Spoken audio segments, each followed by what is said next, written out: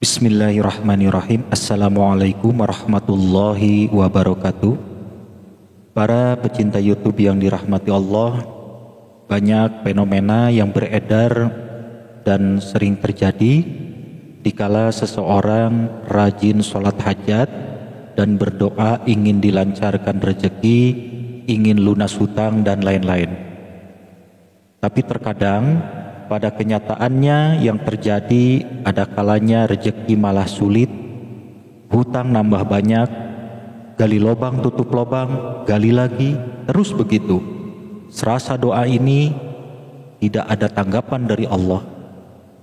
Padahal kita sudah jungkir balik berjuang berdoa siang malam. Sepertinya kita itu dibiarkan oleh Allah hidup dalam kesusahan. Nah, mungkin saat ini ada yang kebetulan mengalami hal tersebut. Tidak usah khawatir dan jangan putus asa. Insya Allah saya akan jelaskan sesuai apa yang saya ketahui berdasarkan pengalaman yang sudah saya lalui dalam hal munajat kepada Allah. Baik, saya jelaskan satu persatu. Yang pertama, doa yang kita panjatkan kepada Allah itu tidak hilang. Insya Allah doa kita itu sampai kepada Allah ada catatannya. Tidak mungkin Allah zalim kepada hambanya, sedangkan kita transfer uang saja di dunia ini semua tercatat. Walaupun transfer hanya Rp1.000 ada catatannya. Bahkan jam, menit, detik kita transfer ada datanya.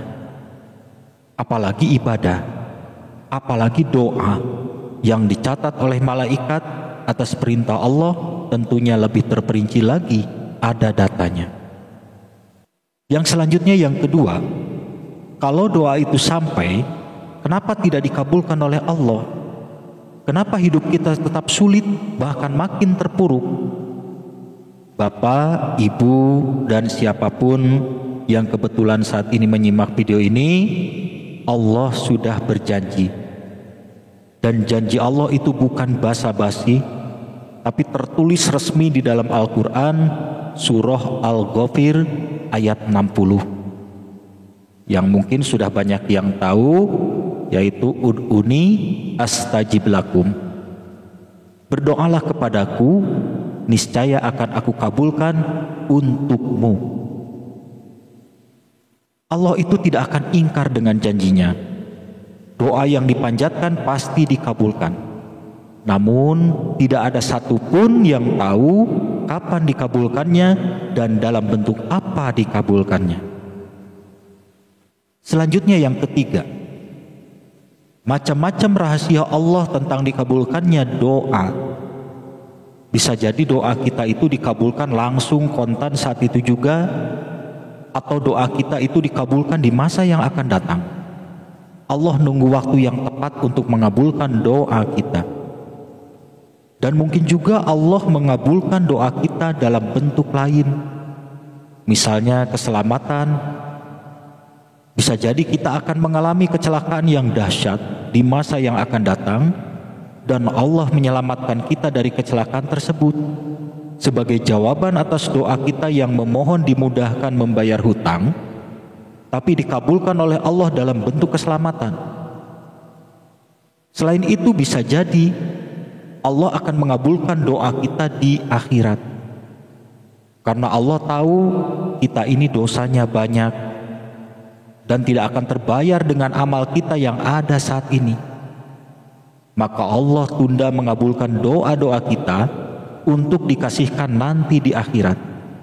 Dikala kita dikepung dengan masalah di akhirat, dituntut oleh banyak orang akibat kesalahan kita selama di dunia, dan amal kita habis untuk membayarnya, dan tanpa sepengetahuan kita Allah mengeluarkan cadangan amal yang dikumpulkan dari doa-doa kita selama hidup di dunia, dan seketika itu terbayarlah semua tuntutan dari orang-orang dan kita selamat di akhirat.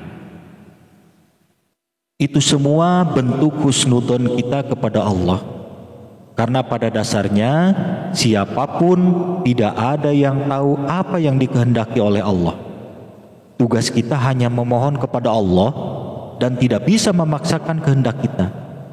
Justru kita mengikuti kehendak Allah. Tapi setidaknya kita sudah berusaha dengan cara berdoa. Saya juga mengerti dan memaklumi kalau seandainya ada orang yang stres, tertekan, bahkan sampai hampir frustasi, dikejar waktu, melihat jam dinding serasa muternya cepat, siang malam susah tidur, saya paham. Karena saya juga mengalami, dikala saya dulu bingung harus bagaimana, tidak ada jalan, serba dipikir sendiri, saya berdoa dengan hati yang lost, tidak tahu apa yang akan terjadi, dan hampir putus asa. Tapi tetap saya jalankan ibadah, tidak berhenti sholat, dan terus berdoa. Yang saya pikir waktu itu, daripada tidak berusaha sama sekali, mau ikhtiar gimana, mau melangkah kemana, daripada diam saya berdoa, terus berdoa. Cuma itu yang bisa saya lakukan saat itu.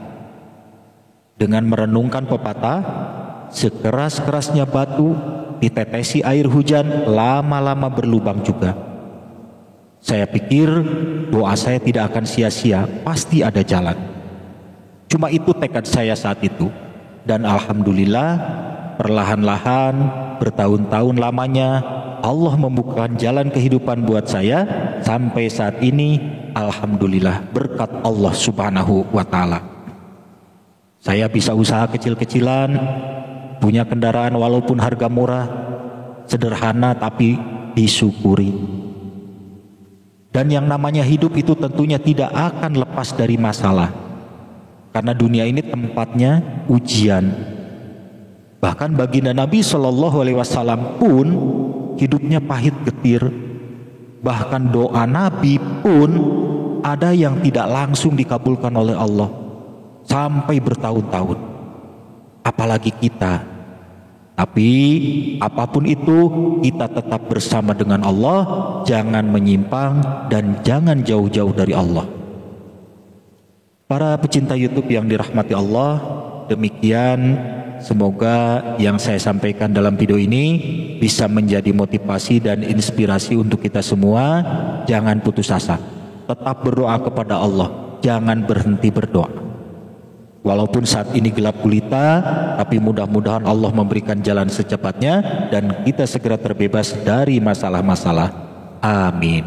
Terima kasih. Jangan lupa silahkan di like, komen, dan subscribe. Wassalamualaikum warahmatullahi wabarakatuh.